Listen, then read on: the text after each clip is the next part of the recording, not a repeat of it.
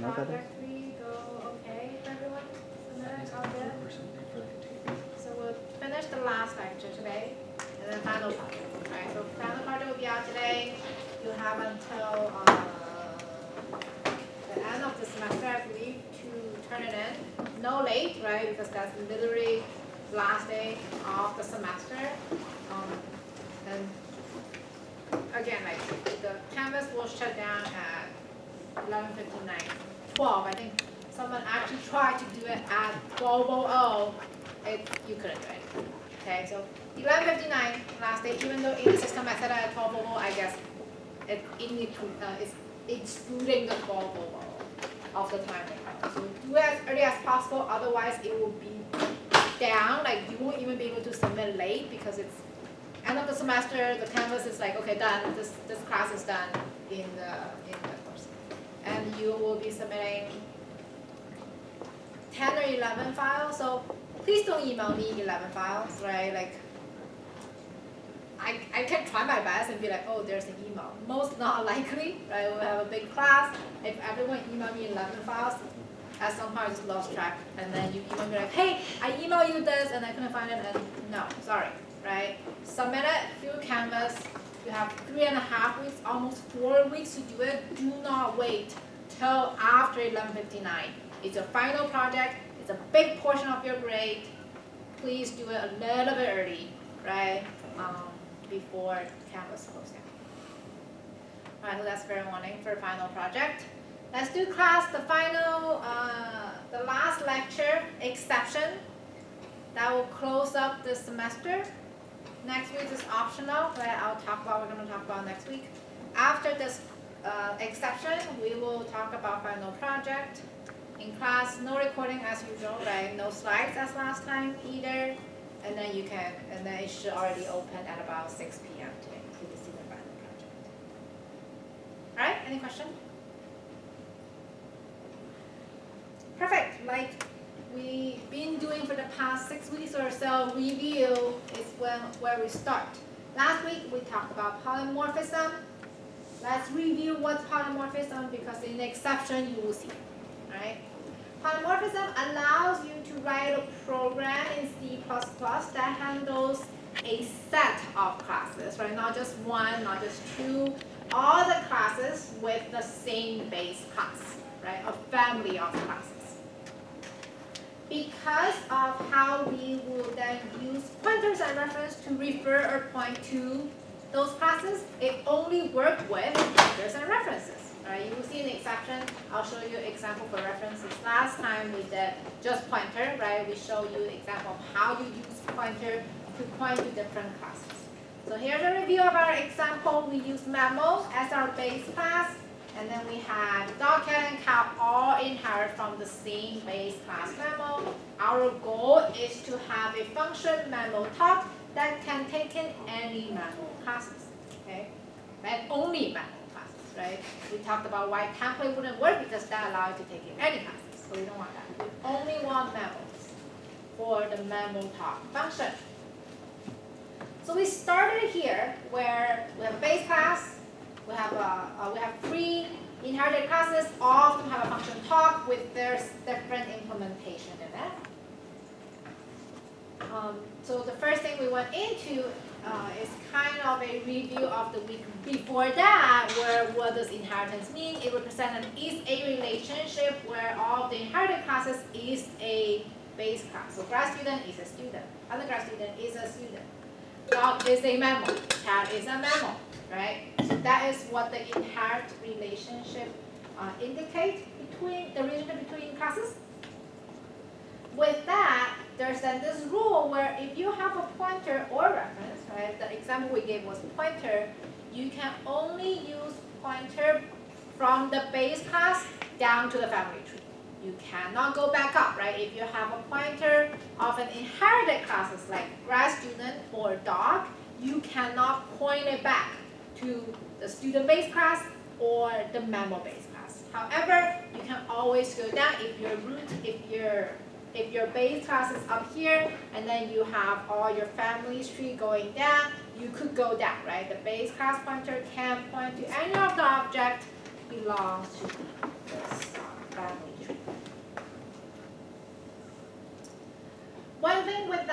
pointer, by default in C++, we have static bounding. So the minute that you create a pointer, the type of that pointer dictates what functions are bounded with that pointer, no matter what you point to, right? If it's a base class pointer like memo, no matter whether you point to cat or dog or cow, it always runs the functions from memo, not from dog, not from cat, not from cow.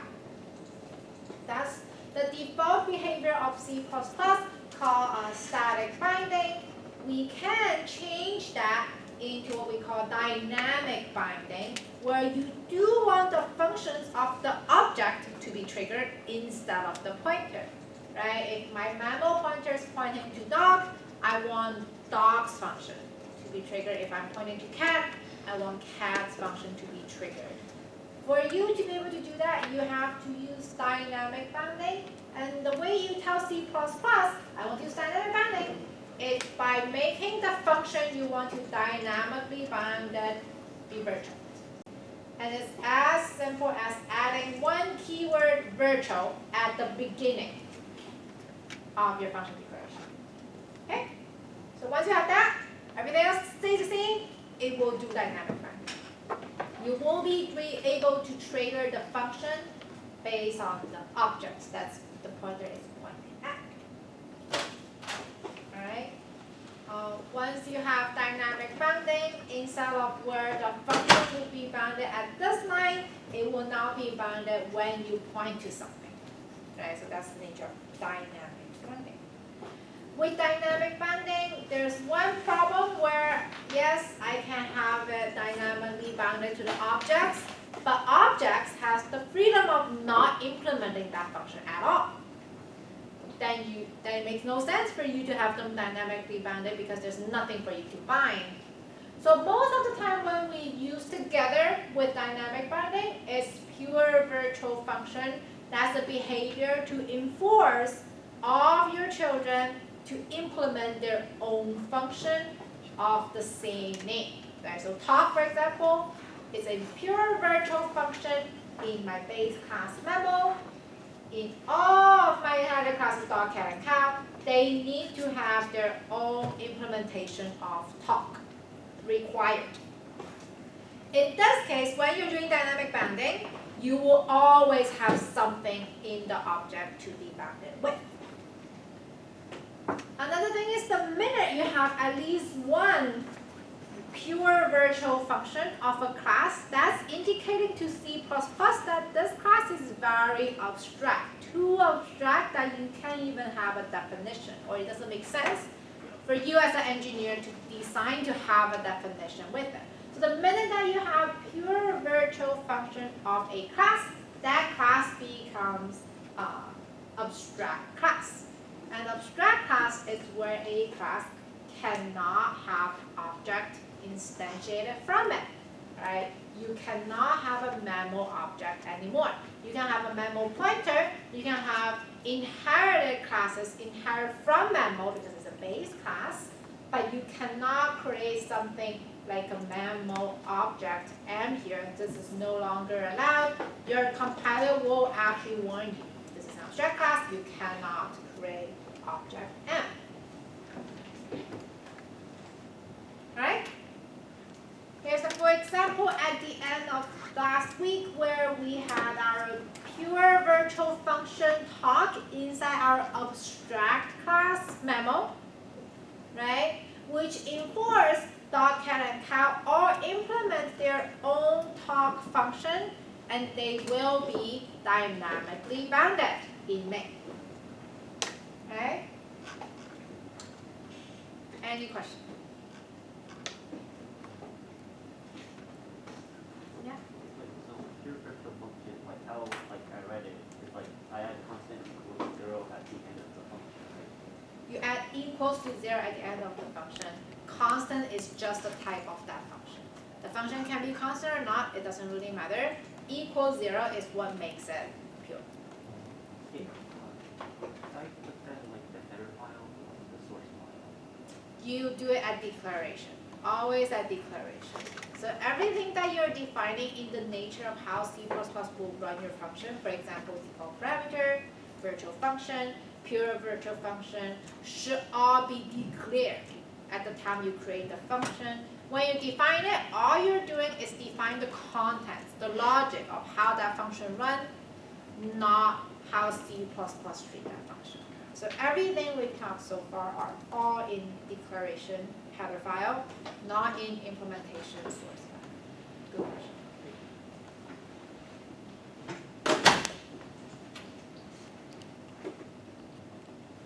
Alright? Are you ready for exception? Exception? So what's exception? Before we go into exception, I want to give you another concept called initialization list. So when we were talking about creating a class, we talked about constructor and we talked about parameter, right? So if you look at this on the left, this is a class. This is just the name of the class. Ignore that, right? My class name is called exception1. I have a private member message. I have a constructor exception1, okay? Just the same as any other class you will have. If you look at this example, I'm going to zoom in a little bit here. You will see down here, I have my member variable declaration of message, right? So I'm declaring that in my class, I have one string variable called message. The second time you see this message variable is at assignment. Right? Declaration, assignment. Is anything missing in between? So we declare something. Before we use it, what do we normally need to do? We need to define it.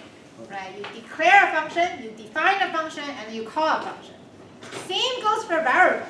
You declare a variable, you define a variable, and then you use the variable, right? Assignment is when I'm giving it a value already. So where did that happen, right? Function is very clear, right? This is my declaration, that's my definition, and you have seen that for short definition, I put them together. So this is both declaration in my header file, also with the short definition. After this line, I can use this. I can use this recent function anywhere I want. But for variables, we don't really specifically write out definition for member function except static.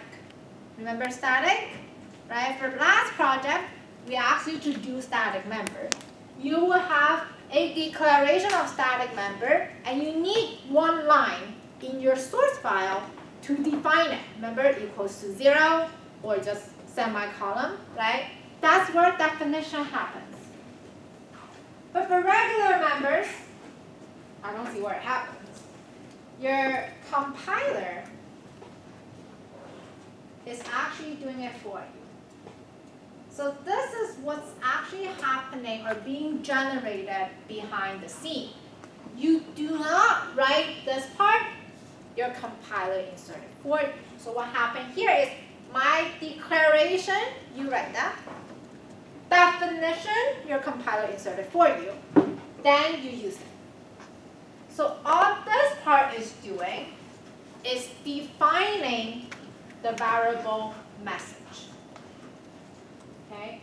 Now you'll be like, well, it looks weird, right? Like when you do static, you will declare, and then when you define, you just have a equals to 0, right?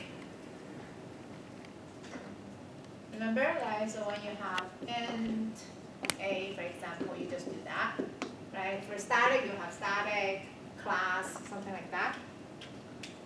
What does that mean? Like, why don't I have something that message equals to this to start with? Remember in C++, any of the type or string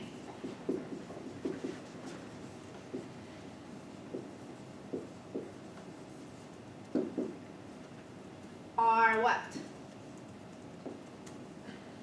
both classes, right? Both are classes. So that or that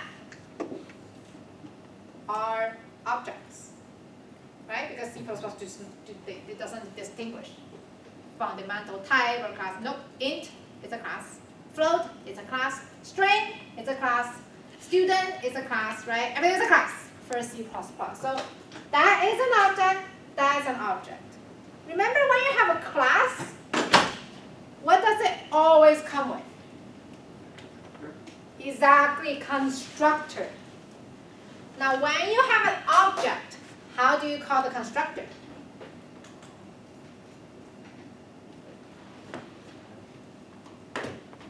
That's right.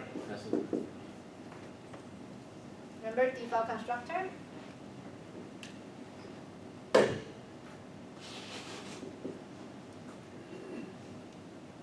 So what's happening here is that your compiler is triggering the string default constructor for you, for the message.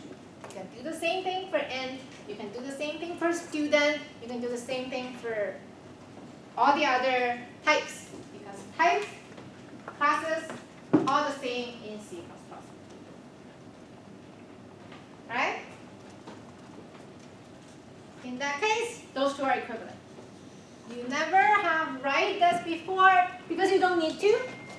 The minute you have this, and then the minute that you trigger this in your constructor, this is assumed.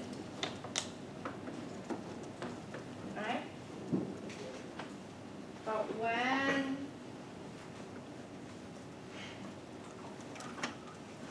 do I actually want to write?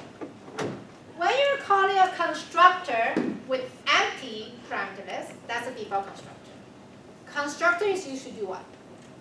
Constructor is used to initialize your object, right?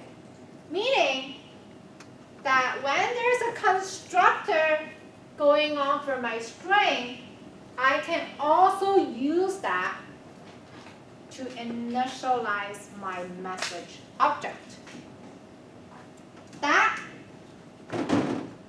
is equivalent to this. So if I have that over there, I do not need this line. Right? Does this make sense?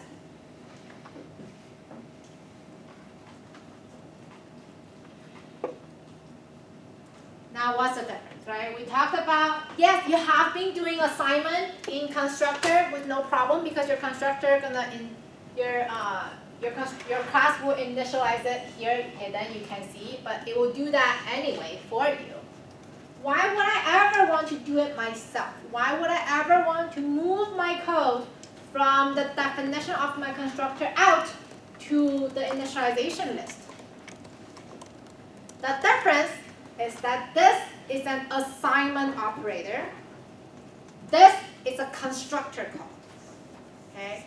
Constructor means that you are creating this object, right, with a value. Versus this is saying that you have already created a message, right, by having the column message empty parenthesis here, and then you're assigning a value to the object. Not all variables can take assignment. Right? Most of them can. But constant variables do not take assignment operator. You cannot assign something to your constant variables, but you can create it with an initial value. So for constant variables, if you want to initialize them, you can only use initialization list. And then the one that go after the constructor is called initialization list because it's initializing, right, not assigning. Any question? Now you'd be like, oh my god, that's so complicated, why would I remember any of that? You probably don't because, again, your compiler will point out for you. When you have a constant variable inside your class, and you're trying to do this, you will get an error, and then it will tell you exactly no operator allows for constant string. It won't even compile. Your code just will not compile. When you see that error, be like, oh, right, yes. She talked about constant cannot take assignment. When I have a constant variable, you have to do initialization list. Now you wonder why it's a list. Because you can do it literally as a list.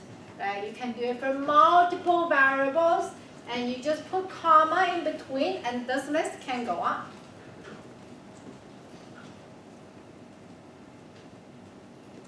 Alright?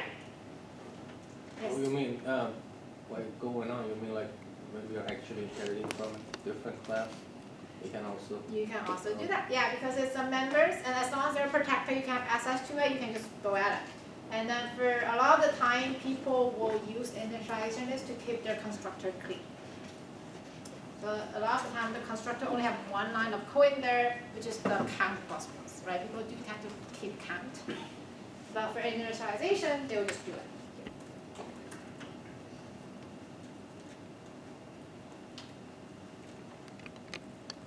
Now you'd be like, oh yeah, that's very tedious, right? We need to think about when to initialize this, add an initialization this, when do I need to initialize this in a definition, which is in a source file, there's a lot.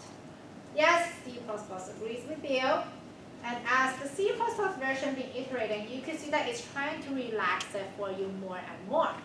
After C++ 11, you can start to initialize non-static variables at declaration, meaning that in your header file, you can already write something like this, where this is your class, you have a variable that's private, right? When I don't have anything, default private. And I just directly say equals to something, right?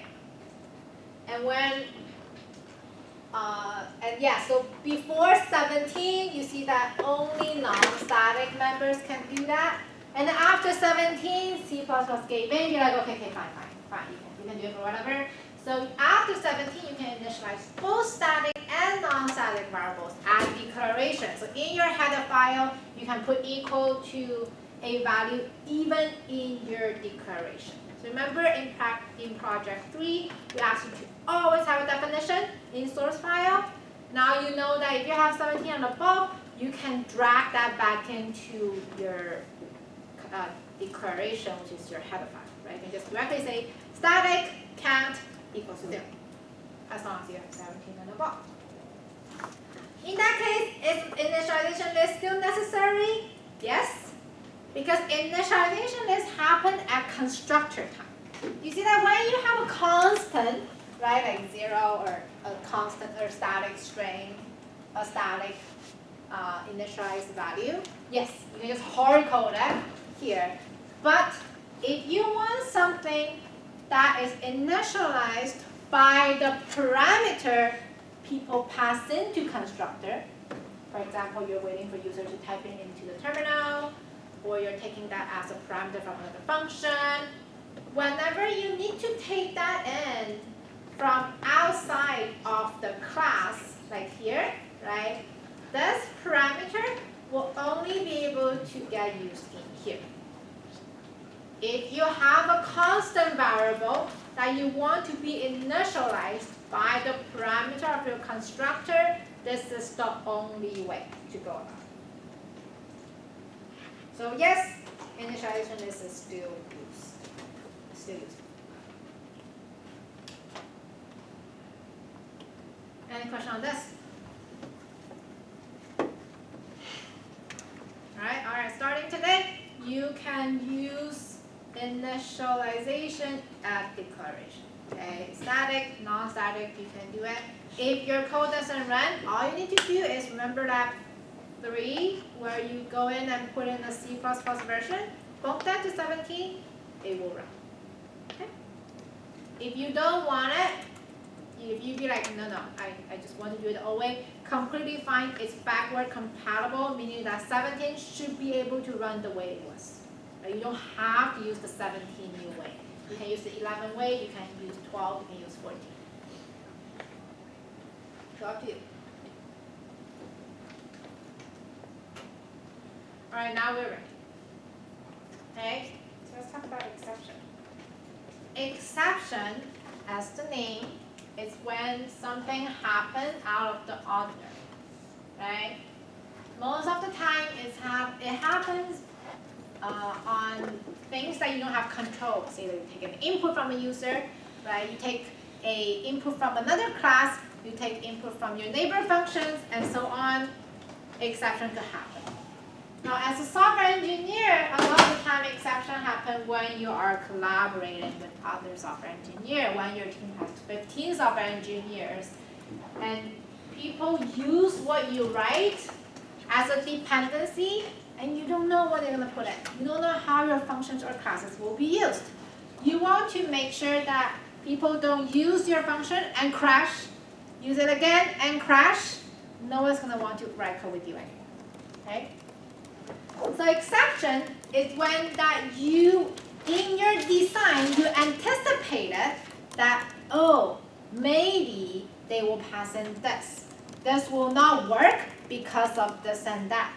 You will then try to prevent it from happening, either by telling them this is not allowed, try again, or tell them that, hey, this is wrong, I will terminate the program because you pass in the wrong file, or you don't have a memory, or you pass in the wrong parameter, whatever.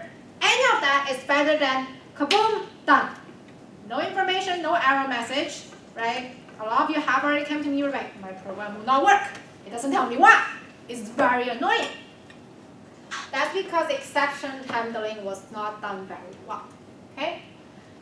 With exception handling, you will then try to prevent your program by just failing with no reason.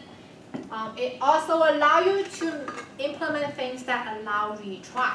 Imagine that in a website that asks you to type in username and password, and you just have to put in semicolon. You have to put in decimal places in your username. And the minute you do that, you click create account, the whole website crashed.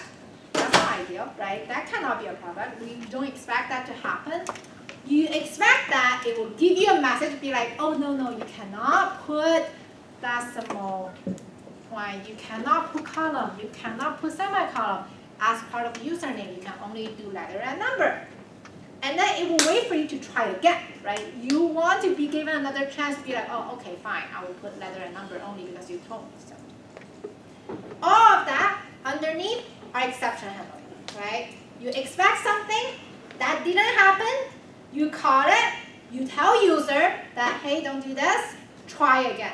That's all by exception handling. So you could do either that, or tell your user and be like, not allowed, you are hacking my code, I can see it, I am turning my gate down, bye-bye. Fine too. You can terminate your program gracefully because you decide to, not because your program crashed. Okay? So that's the goal of exception handling, and it is a very essential part of software engineering design.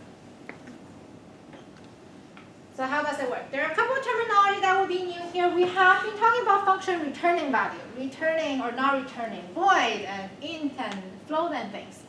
When you are returning an exception, we don't call it returning, we call it throw.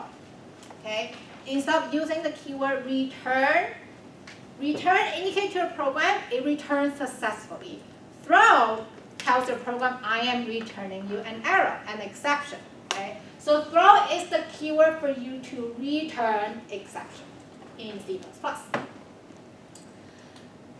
When you throw, because you are basically telling your program that something wrong happened, there's default behavior that C++ will handle for you, which is quite nice. C++ know that the minute that you throw, something didn't go right, it will try to clear up the memory for you. So any of the local variable will be destroyed when you throw, and then also that when your function throws, C++ are expecting behavior outside of the function to do something called catching, right? So I throw you an arrow. You don't want that just go into a black hole and disappear. Doesn't do us any good.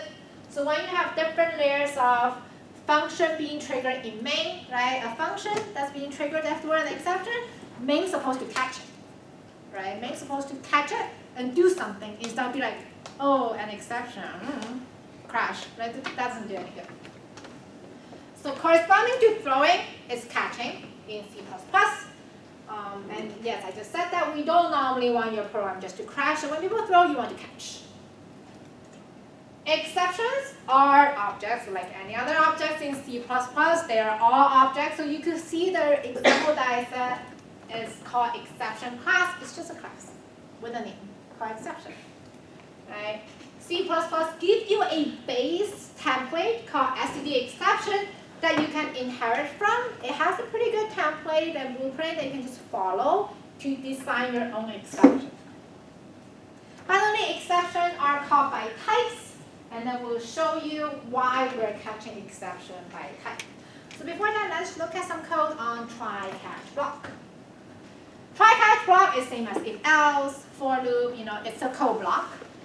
Try-catch block is where you have a couple functions that you know may fail. Will that definitely fail? Probably not. If a function that will definitely fail, well, you probably just don't want to write it, right? But when you write a function, you can be like, depends on how user input this parameter, my function may fail. The minute that you have something like that, you want to put it in the try block, because right after the try block is a catch block. If you don't put it in the try block, your program will not think of catching anything, right? There's no one thing that's waiting to catch all the time. There's no. You have to put it in the try, saying that, try this out, this may fail. If it fails, I'm going to catch it, right? So that's what try-catch block is for. When you have one try at the top, you can have multiple catch blocks following. Something like this. Now imagine, zoom in.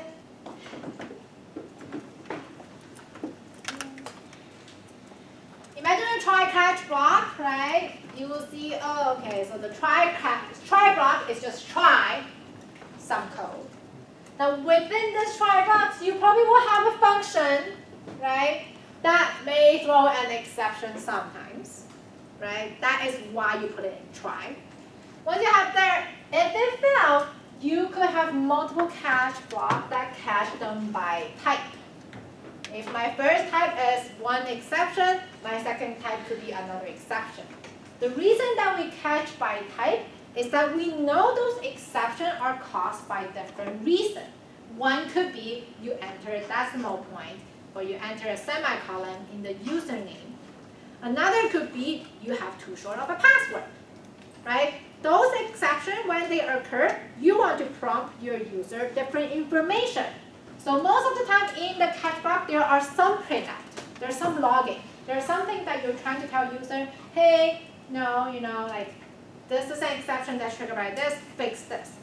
You don't want to have a username password column, and what do people use put in, you just spit out wrong. Like, how's that helpful, right? Like, every time they do something, you're like, wrong, wrong, wrong. You're like, not helpful, why am I doing wrong? That is why you want to catch by type, because each type of exception should tell you what caused that exception to happen. You can then tell your user how to fix it. That's the goal of exception, right? You give your user another chance and tell them why it failed and how they can fix it. Okay, so that is how you would write a try-catch. We will go into detail on filling in what that function, which may throw exception sometimes, will be, what this template, my exception would be, what that another exception would be. Those are just templates I just put in there. But we will go into detail of how we use. Any question on try-catch? Yes? So is it like try except in Python? I'm sorry, say again? Is it like try except operator in Python? Or? I believe in Python, you can have multiple exceptions. I could be wrong. But it is similar. I mean, every single language have their way of handling exceptions. But try-catch in C++ specifically have a behavior that I am going to talk about here, right? So here's how C++ run try-catch block. In try block, every code will be run. Every single line will be run if nothing happens out of ordinary. Because this is a function that may throw an exception sometimes, and it may not. So if it runs fine, this will run, none of this will run, finish. Right? It just runs smoothly. You won't even trigger any of this. Yeah? What are the my exception and then another exception? Yeah, that's just a placeholder for different types. And then we'll talk about types. Right? This is type 1, type 2, different types of exception. So for the username password example, you could be like illegal character in username exception. This could be password too short exception, right? You have another one that is the username too short exception, right? Like they will have all different type of exceptions to tell you what went wrong. So they're just don't have any specific type. Just Those are the types. The, classes. exactly, those are classic. Yes, we will talk about. Yes, we will talk about. Yeah. So good examples for a exception would be like anything that's just maybe like an invalid input that would just mess up the code for whatever reason, like an integer instead Yeah. of like a character or something like that. And just throw it, and then you can either just have it catch it, put it back to the top of the like menu. You could, yes.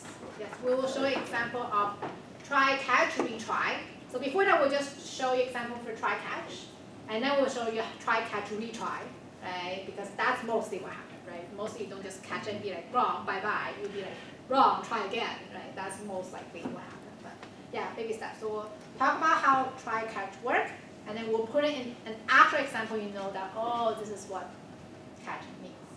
But yeah, so just look at how try, catch run in C++ without context for now, is that try will be able to run as regular code without touching any of the catch block, completely valid. However, the minute that you're inside your try block, one of the line fell, anything after that will be skipped. So my first line in here is that function that could fail. If this throws an exception, this will be skipped, directly going to catch. Okay, so that's the behavior of try block. Is that it will only run so far to when an exception happens. It will not go on. So it will skip the rest of the try, go to catch. This is where type matching comes in, right? It will look at what type of exception this function throws, and it will try to match. Only one catch block should be matched. Okay? It's like if, else if, else if, else if, right? Of those, only one of them should be run. Similar here, if try run, none of the catch will run. If try did not run, one of the catch will run. Only one, right? So it will try to match, is it this catch? Nope, okay, I'm gonna try another one. Is it this one? It's yes, you go in and you only run that. And then you finish. Alright?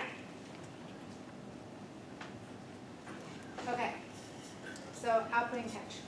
Most of the time we will output some clear instruction. Like I said, you can see my example always have like a print or a cout in there to indicate what went wrong, right? This is the message that you tell your user what went wrong so that they could go in and fix it and try again.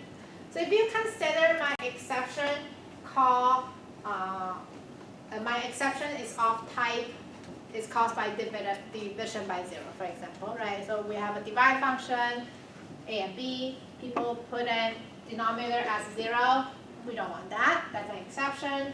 When you catch that, another thing you can do is that you catch it by name. Remember we talked about catch by type, right? This is the type of exception. We're going to talk about while passing by reference, and we can name it, be like the exception is named as division by 0. After I catch by name, I can use that object. Now remember, exceptions are just objects. They have member variable, they have member functions. Most of the exception objects have this function to tell you the reason. Because if you imagine you have 100 exceptions that can happen, you don't know any reason that cause of them. And most likely you're not the person who write all those exceptions, someone else did, right? And it's a library of exceptions that keep accumulating as people start contributing to the same code base. So you just need to catch it and trigger the reason, it should tell you the reason. Alright? And if you think about this, it will make more sense for the reason to be defined within the exception. So whenever the exception should be triggered, if that exception is to represent division by 0, the reason should be you cannot divide by 0. Please put in another denominator, right? And that most likely should live or should be defined within the class. And live with that class and maintain with that class. Okay?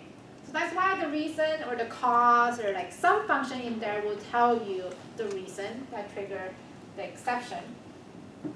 And you just call that, that should give you the reason as an output. In addition, if you catch by name, right, I catch the exception and I give it a name called division by 0, so this is my object now, I can rethrow. Okay, so imagine that you have your main function that call a class function. That class function call a base class function, which trigger an exception. Your base class function, which is all the way inside, I should probably draw this. Alright, so you have a main.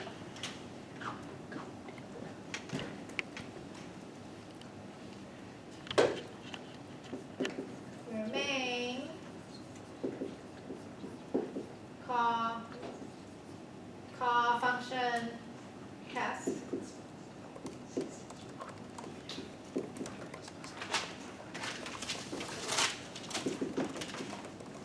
Right? And then you have a function test, void test, that call function temp.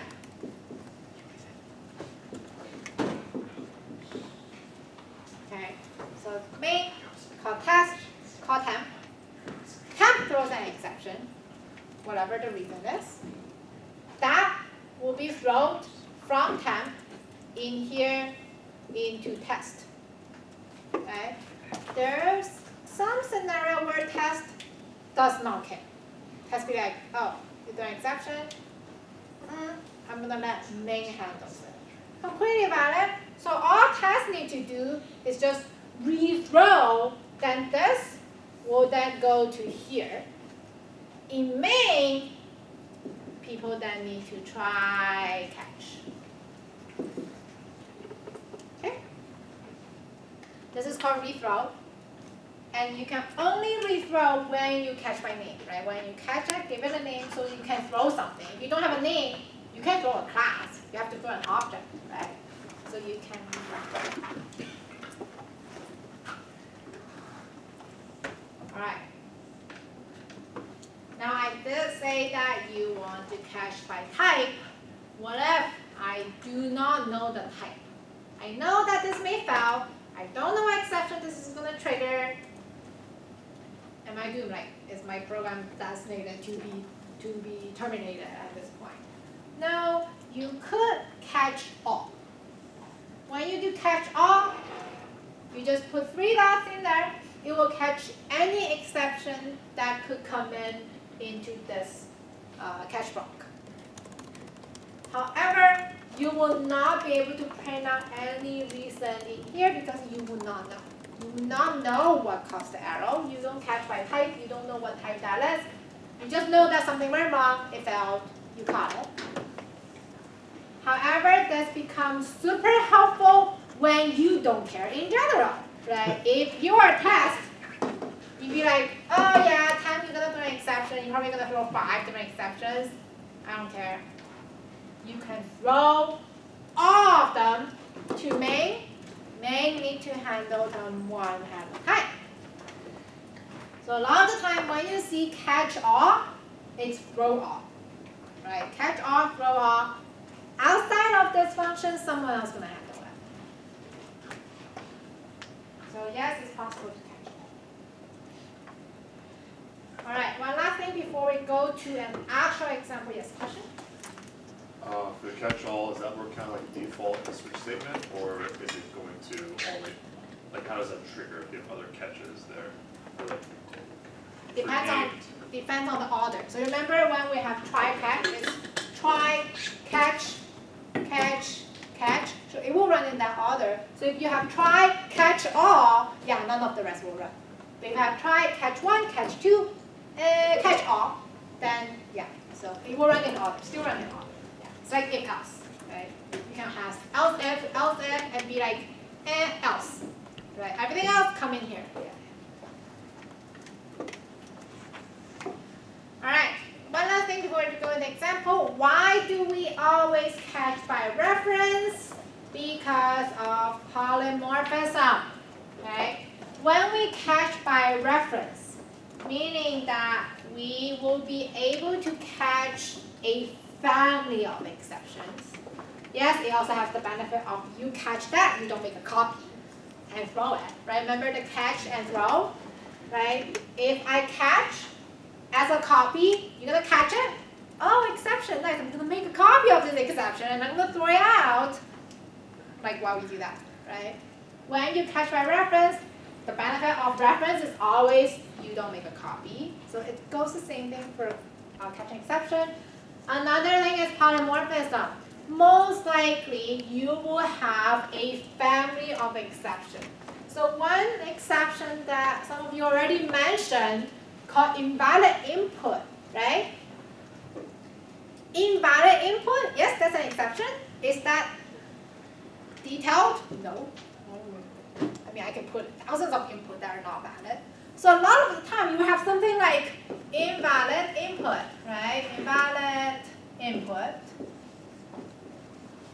as a base. Within there, you will have, what was the example I gave? Length too long, right? Say, too long, too short, decimal point not allowed, right? No decimal point, no decimal, and so on, right? They will have specific reason for why they valid, right? Like, if that's your base class, those will all be inherited classes of this base exception. And if all of those have their own reason, right? You can imagine their reason function will all be different, right? This will most likely say your input is too long. This will most likely say your input is too short. This will most likely say your input has a decimal place and has a decimal point that's not allowed, right? Meaning that you don't need to have a catch block for every single one of them. If you have a catch block, that's catch, right? Type invalid input, by reference. That was an ugly reference. By reference, and then, I don't know, give it a name, I.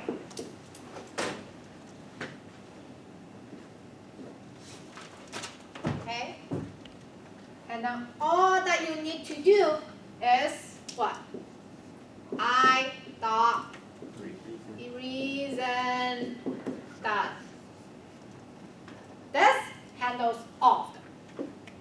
Could be too long, could be too short, I don't know. It could be has a decimal, it could even be has a semicolon, right? Not secure enough or whatever, has a zero, I don't like, you know? Because you can do polymorphism by reference, you can catch by base and be able to catch a family of this and trigger the reason without worrying about it. And in addition, you can put in your custom message. Say that this invalid input is not for a calculation of a division, right? So the invalid input is actually a username. Then you can just see out, please re-enter a username, right?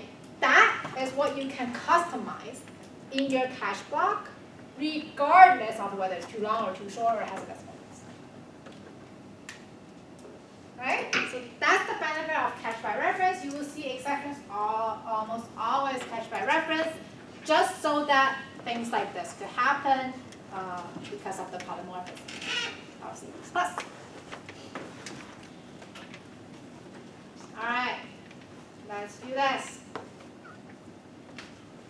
Example, okay, this is an even more general based class, not even invalid input, but input-output exception, right? This is an even more abstract based class, and you can see that in this class, I have IO exception, I have my reason. Because I don't know what that reason is, I just say a general IO exception, but I can have derived class. So my IO exception could be found not found, right? Found not found exception inherit from IO exception, and the reason will be found not found, way more specific. You see that?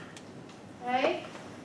It can also, so meaning that if you have a function called opening files, and this opening files did not work, when I can catch all IO exceptions. So it will tell me the reason. It could be found not found, it could be no more memory, it could be no write permission. Remember all the ways that a file could fail? You can catch them all, because they can all inherit from the IO exception base class. Any question on that? Catch by reference, polymorphism, yeah. Where does it, in this example, where is it like identifying which of these derived classes it's going to catch? Like which error might be exception, might be missing. It will not know. That's correct. At this point, when I catch, I do not know whether E is insufficient memory, does not have write permission, or found not found. We don't know. But if I just print E.reason, it will tell me. It will tell the user. Because E.reason for here is found not found. When you have another class is non-efficient, no enough memory, then that reason should print no enough memory. Right? So when I call E.reason, it should tell my user the corresponding information of their exception. For this main, it doesn't need to know. And another signal is that you can redraw as well. You can just draw again.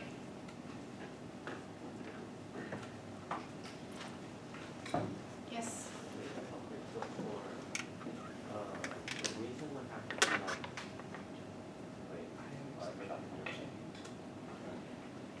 Throw? Throw? Is that the reason? it's like IO exceptions, like the reason function has to be like virtual, right? So, Oh, yeah. So that's your design, right? So this is a good question because you could see this our exception is so generic and this information is not helpful. Then yes, if you are the people who designed this, you could easily be like, I want this to be an abstract class. I want this to be pure virtual, right? And I want them to come down to here because this is not helpful. Completely fine, right? It's up to you how you want to design how your function, how your exception. You have full freedom, just as any other class you define for exception, because exception is just a class. It's no different, just a class. Yeah. So,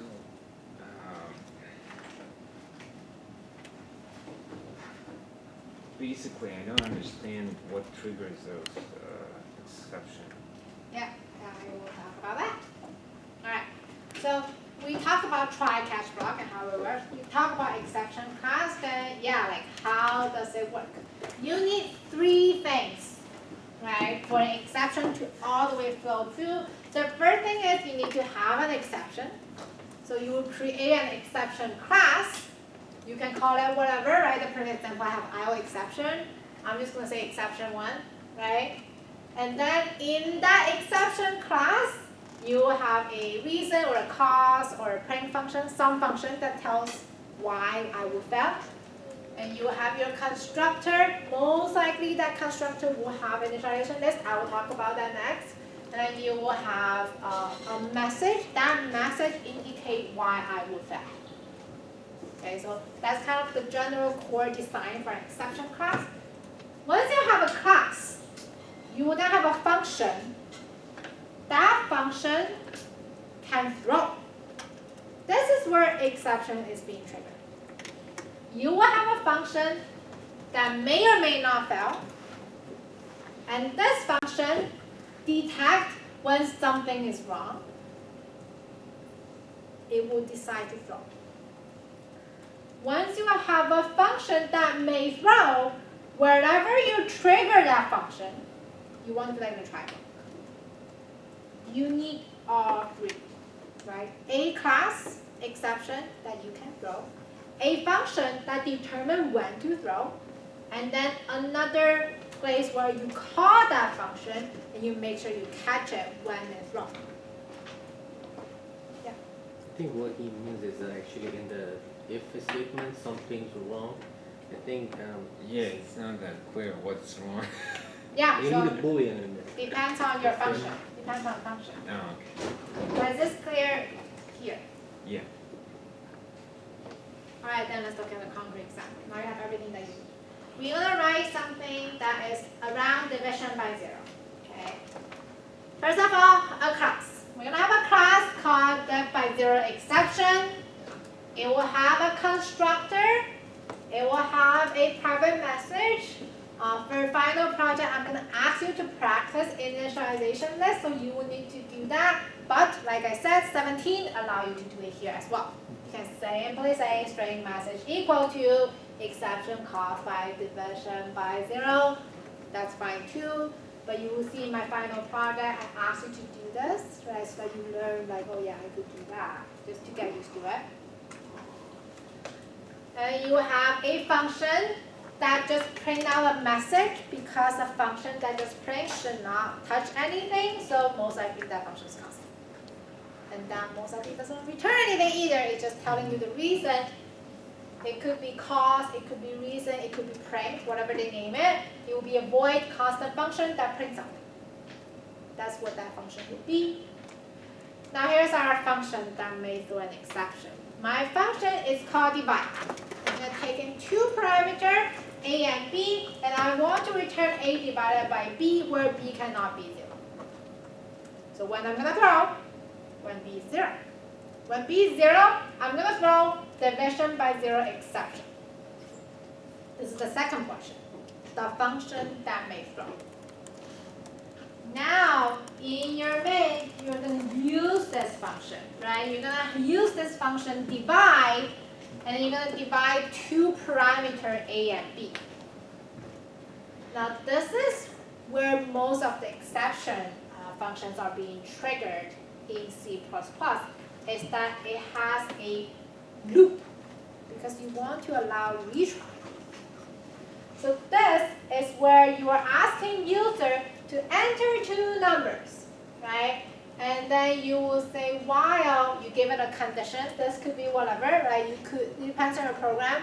Here for simplicity, I'm just gonna say one result equal to 0. I'm gonna have you retry, but you can be like while results is greater than 0. You could do that, or like other things. You can decide what you want the condition. This is the condition for people to retry, basically. Then I'm gonna say, okay, now put in a and b. User gonna write a and b. I don't know what user is gonna type in, and I worry that b will be a 0. I then put it in a try because this could fail. Put in a try block. I'm gonna say, okay, calculate, divide a and b, divide a by b. All right. Let's not worry about the break for now. I'm gonna talk about why we have a break here. If this runs fine, we're gonna come out here, right?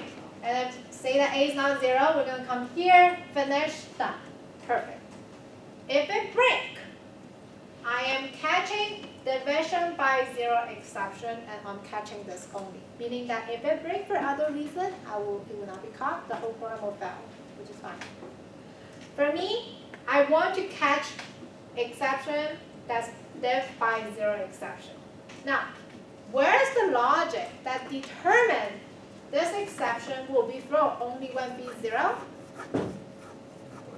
Exactly, it's up here. Your logic of when to throw should be inside the function. So I don't care in my main, I call this function, I know that it may fail, I catch it, and I do something about it. So here you will see the reason should go with that class, right? So I will have if B0, I'm gonna go here, I'm gonna check, oh, B0. Then I will throw, that will come back down here, right? And then it will go to catch block. You will throw, right? Come back down here.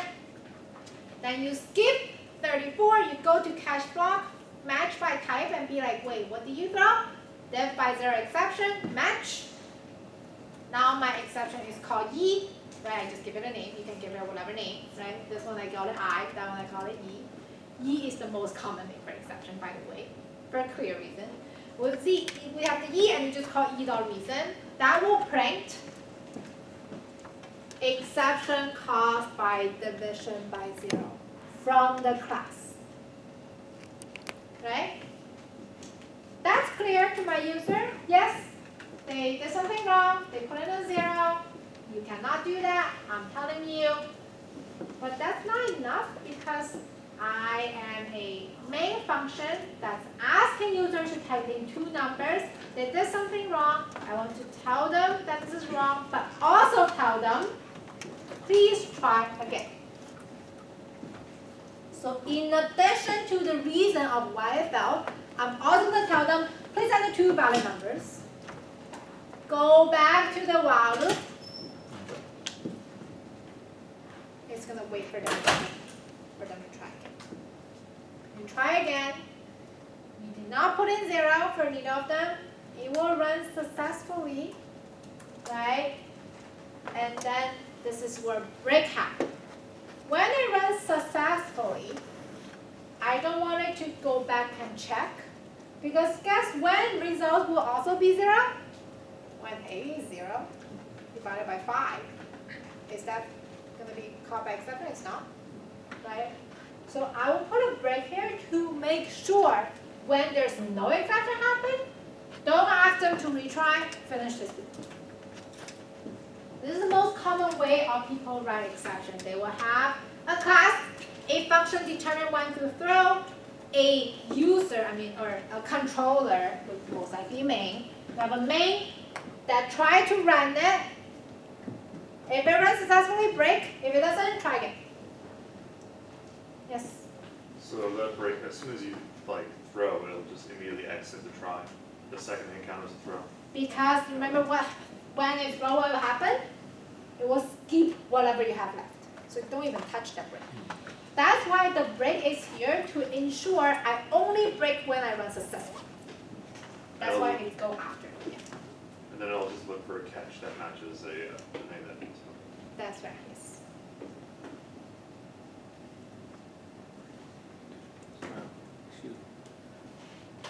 Yeah. In this specific way, actually, it's just a nice way to communicate with the user. To Yes. let them know what the program is gonna break anyway. If the condition on the while is actually not meeting the, it's not true.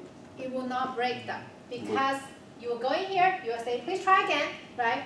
It will go back here and it's gonna wait for them, they're gonna try again. If they fail again, if they be like, oh, 5 and 0, which is what my example is gonna throw you. Coming to try, it will fail, go here, ask them to try yet again. If they, after they put in something successfully, it will run here, it will break, it will continue the program, it will finish. It will not fail anymore. So it will not fail anymore. What's annoying is that you are keep asking them to try until they success. You're not giving them a break. You're like, keep trying, keep trying. No, it's wrong, keep trying, right? That's this program. Alright, yes, let's see what I did. Yes, I did put in 2 and 0, and I was like, okay, I'm just gonna try it out. Put 2 and 0, exception caused by division by 0, right? This is printed out by the reason function or cause function, reason function for this case. And then I say, please enter 2 valid number. Go back to the while loop, wait. I am just gonna put 5, 0. Put 5, 0, yet again, division by 0. Please enter 2 valid number. Alright, fine. 3, 6. Final result is 0.5. Done. Okay. Now we briefly touched when we catch, we want to catch by name, right? Now another reason that we do that is also when you want to have very specific detailed message of a exception. So before we just be like invalid input, right? Division by 0. But we don't tell the user which part caused the division by 0. If you want to take the user wrong input or take the wrong information and be like, this is wrong, like this, you print out, this information you gave me is incorrect, you can take that as parameter in your constructor. Just as any other constructor you could have. Remember, this is just a class. You can have a constructor that takes in both of my A and B. I'm going to say specifically, division by 0 happens when you are dividing A by B, period. Right? And then that will give them a very clear information on what went wrong. In your function, when you throw, make sure you pass them in. Remember, the function is determine when to throw, what to throw. You determine when to throw, and you determine what to throw. When you're throwing, you check your class and be like, what do they take in? Oh, it takes in the numbers that cause it to fail. I better pass it in. So that when I'm running this, I did not format this nicely, but you got the message. Division by 0 happens when you divide 2 by 0. Please enter 2 valid numbers. I forgot new line either. Please enter 2 valid number again. If I do 5, 0 again, it will say division by 0 happens when you divide 5 by 0. Please enter 2 valid number. This is more concrete, but you need to make sure you pass that as a parameter in your constructor, and also pass that in when you throw. Very good. That's all. That's exception. We talk about initialization list, and we talk about this class with the name as exception, just any other regular class, where we talk about try catch block, how we catch by reference, and the 3 steps: create a class, throw a function, and catch by type. And finally, we have 2 examples of exceptions. That's the end of the semester. Summarize everything that we want to teach you here. This is your first class of C++. I still run into C++ that I do not understand what it's doing. C++ is a very complex language, but with this class, you should be able to start write your first program, which is what I'm asking you to do in the final project. You see that, oh my god, final project has 11 files. She's kidding. 11 files is a very, very small C++ project. Like if you want internet to search, I guarantee you they have 3 data files in there, right? So C++, don't feel like, oh, I'm done. I learned C++, I'm good to go. No, this is the start of you writing object-oriented programming. Take that in, sink in. You can apply the concept to any language that you learn, right? Even when we're writing Python, I'm writing Python every day. I see people come in, write Python in a non-object-oriented way. I know that they do not have an engineer background. Because Python is such an easy language, right? You can just learn it, right? But if you don't know object-oriented programming, the code that it writes is completely different. Like, programmers see it, they know it right away. They'll be like, I know where you learned that from. Yeah? So this is your first, instead of consider, oh, this is C++, this is your first object-oriented programming class. The concept of object-oriented programming is what's important. That's why your test is an open book, right? You are asked you to remember how to write class syntax with a semicolon. Sometimes I write it wrong. You saw me write Python with C++ live here at some point, right? That's not the most important thing. The most important thing is you understand how object works, understand the concept of object-oriented programming. That will go a long way, help all your career as a software engineer. Okay? All right, let's go in.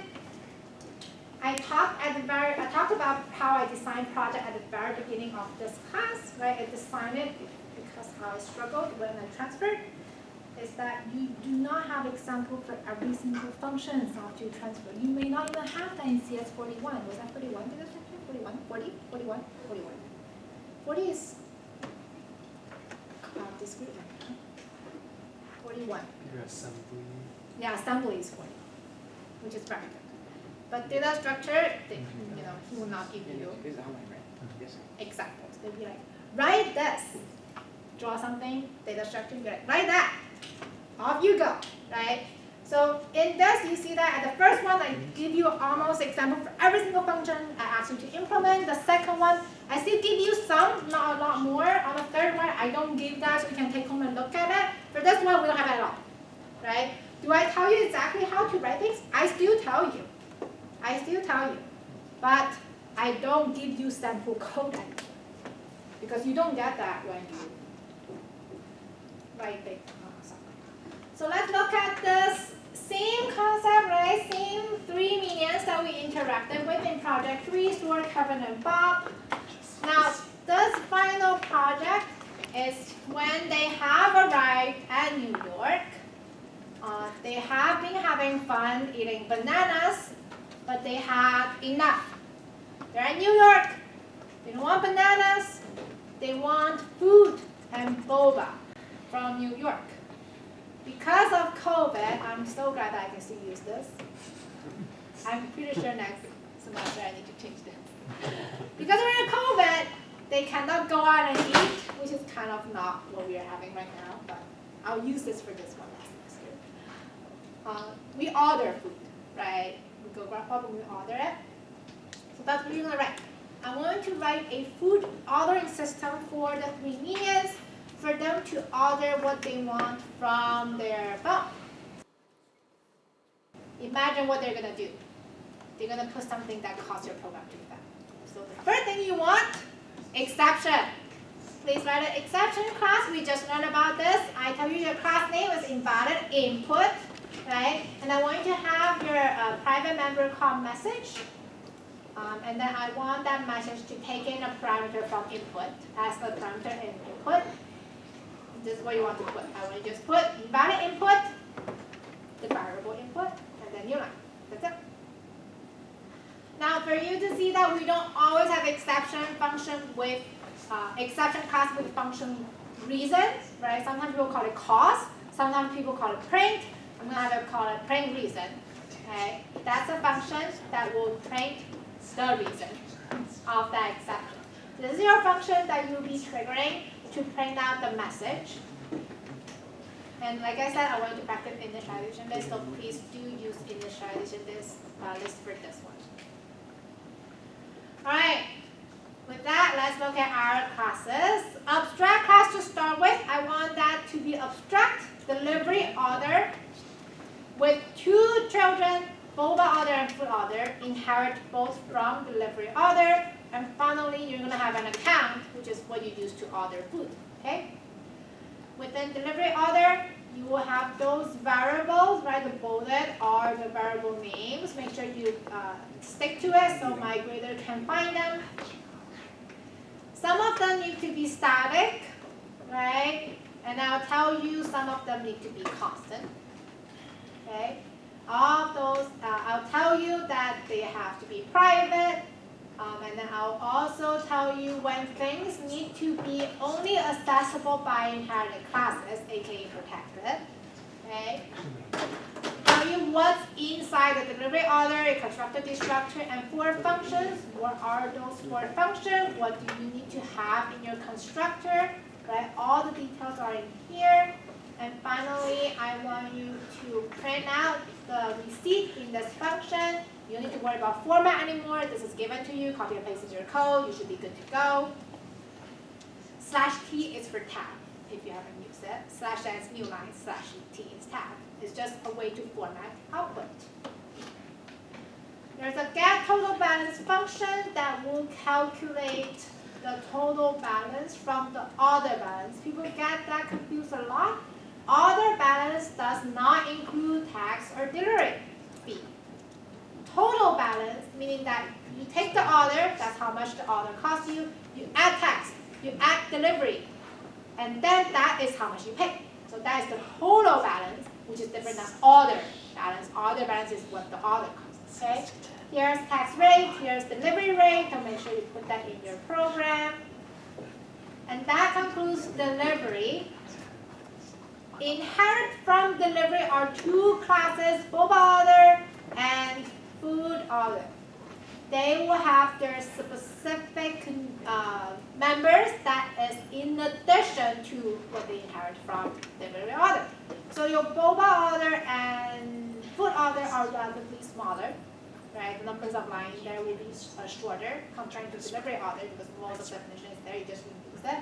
But you still need to define your own constructor, your destructor, right? Those do not get inherited over. I do want you to count, so all the classes I want you to count them so I know how many drinks someone ordered, how many food someone ordered. Receive function needs to be override. And finally, there's a VIP discount function that will apply discount to VIP account only. Right? And here's the price of the drink. So this is tell you how to calculate the string, those strings, and then how you add boba or not. And when to throw the exception is when people are ordering something that we do not offer. Okay? Down here I would say, please just do string comparison and match the string as it is. Don't need to worry about, oh, what if they type in lowercase? Oh, what if they do not type in a space? Don't worry about it. I will give you exactly matching string for the order if I do not intend to have your program throw an exception. Only when I wanted to throw, I'll give you something that's invalid. Okay, so don't worry about like, oh, I need to lowercase and catch all the corner cases. Don't worry, I won't do that. Full orders is almost identical as boba order because they both inherit from the same base class. But food order is to order food. These are boba. So you will see the calculations are a little bit different, right? Where the discounts are a little bit different. Here are the menu you can order from, and if it's ordered, if you are ordering something that's not from the menu, exception should be thrown. At the end, make sure you calculate the balance. So those are the ordering classes. And finally, there is a short account class to tell whether this account is a regular account, a VIP account, or an owner account. Make sure you have the destructor there as well. You have one gather function to return the status of the account. That's it. Okay. All the classes are done. Let's look at your main. Inside your main, you will have one function called apply discount. This is where you practice polymorphism. Okay, apply discount should be able to take in any of the order and then calculate based on the account type to determine how much discount you're going to apply for this user. One function only in main. And that is your main. Here's your main. You have three accounts only. I will not give you more than 3 or less than 3, exactly 3.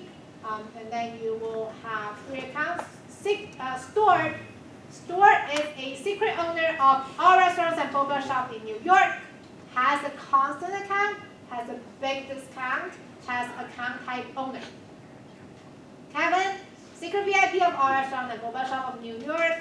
Create a VIP account that's not constant, where Bob is a regular account. Right? So 3 accounts are all of different status. So when they order, they will get different price. Be careful with the ordering because when I ask Kevin to order, Kevin will only go order drinks. When I ask Stuart to order, Stuart will order all the food.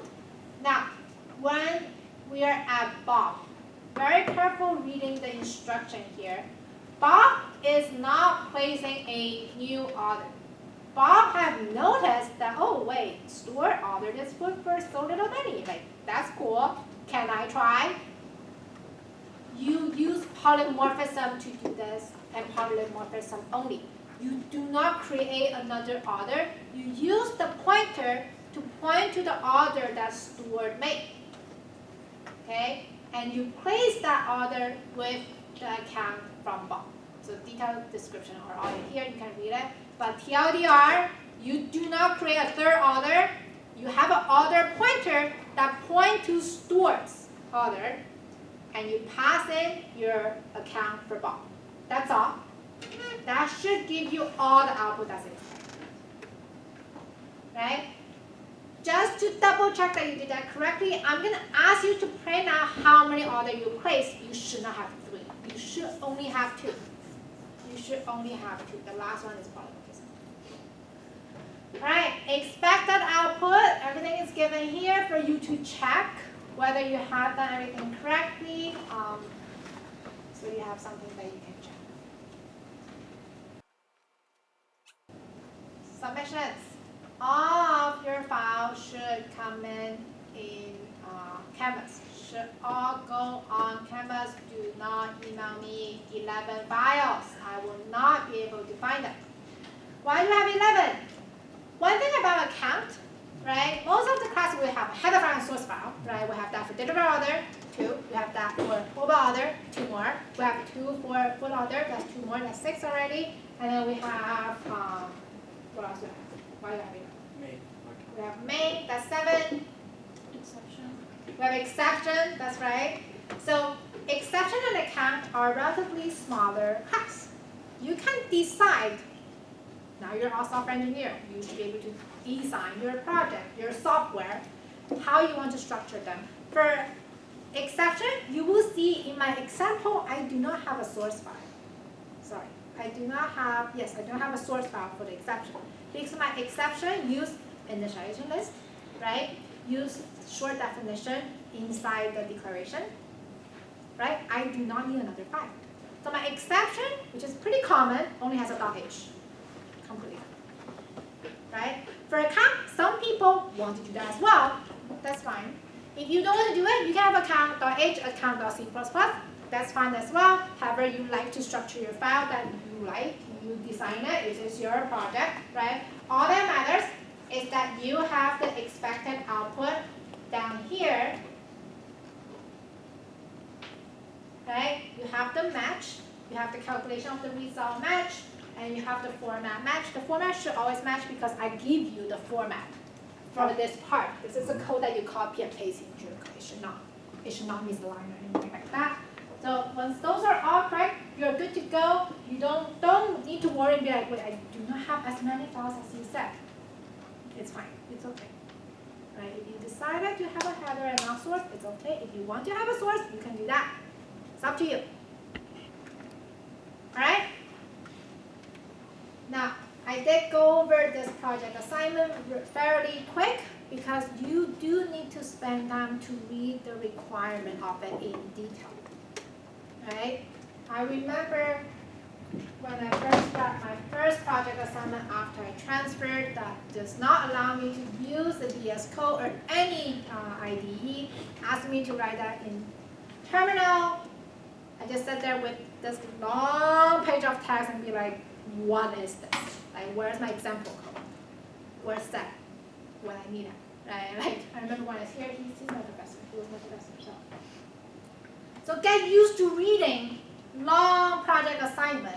You know, when you go to industry, the first thing that you join a company is read something called design doc. That's 100 times longer than this, right? And a lot of them are words with some code example and link to the code. Get used to reading about people describing the structure, the contents. That is how you understand the design and how you make your own design. Alright? That's all. You should be good to go. To start this project assignment, feel free to email me. Email me on Outlook. Please don't email me on Canvas. Canvas does not remind me when there's email coming. I may get